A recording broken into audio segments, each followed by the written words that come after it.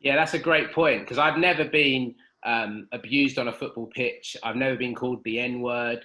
But I think there is a lot more of an unconscious kind of, you could call it an ignorance maybe, but perhaps definitely a lack of knowledge about race. And so I was brought up in actually a predominantly black church. I think there was probably about way over 50 nationalities, but the majority were African.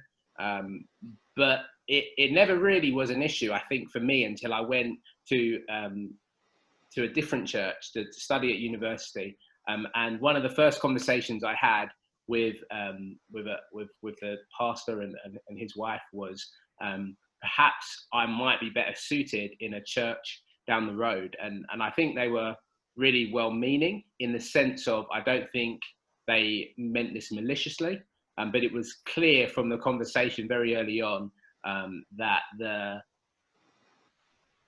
color of my skin, the age I was, and the fact that there was, yeah, I guess the fact that there was nobody within, say, 25 years of my age, and everybody else had, most of the people in the church had retired already, that actually it might have been, well, they said it might be better for me to think about where I go to church and how the experience will be changed because of that.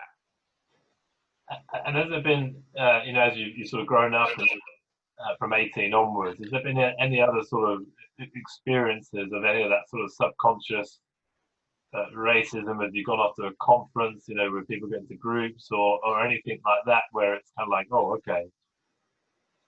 Yeah, I think that's always an interesting one when you're encouraged from the front to pray with the person next to you, or to even have that initial meet and greet stage. Sometimes you do that in church, don't you, where you introduce yourself. And I've seen interesting conversations in those moments because I've been at the front leading, and it's always interesting, not only just the introvert extrovert thing, but to see how people interact.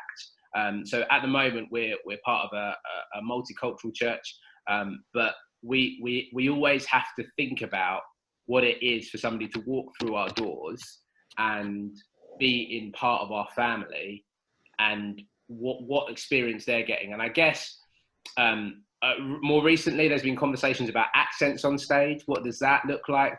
What impression is that giving us? And if we're really honest, quite often we have those unconscious biases when somebody does speak with an accent. And yeah, so over the last month, I guess, we as a team have been a lot more listening and hearing stories where it's not the overt in your face shouting the N word, but actually it's the more subtle, I guess, unconscious ideas that people hold that we've actually heard stories about, which have had a real painful impact on a lot of our family members in our church.